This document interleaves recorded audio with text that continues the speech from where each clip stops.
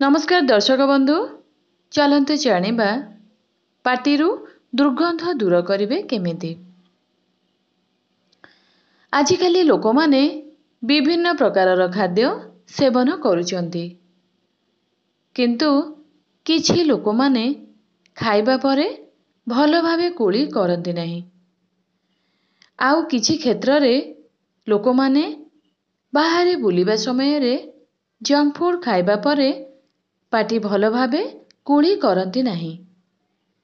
एही क्षेत्र रे पाटी भितरे खाद्य जमा होई बायोफिल्म भावे सृष्टि होई थाए, जहाकू डेंटल प्लाग बोली कहा जाए।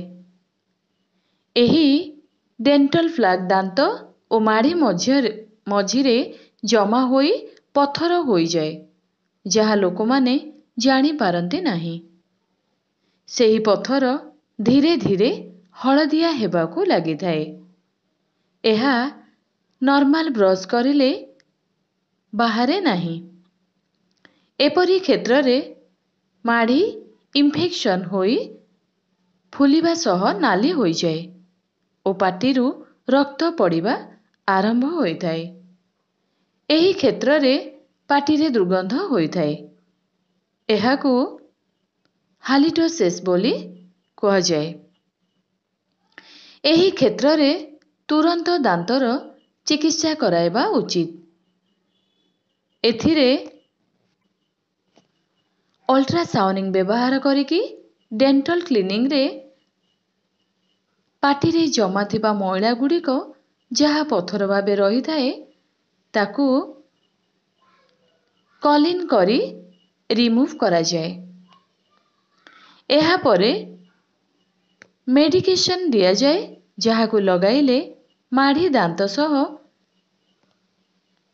रिअटैच करथाए। जदि एही केस रे सठिक चिकित्सा न करा जाए तेबे धीरे धीरे माड़ी मझिरे फाट सृष्टि होई दांत गुड़िक मेला होई जाए। एहा सह दांत हलदिया बा कला पड़ी जाए। एहा परे दांत को क्लीन करा जाई मैला बाहर करा जाए। एहा परे अन्य प्रोसीजर करा जाए।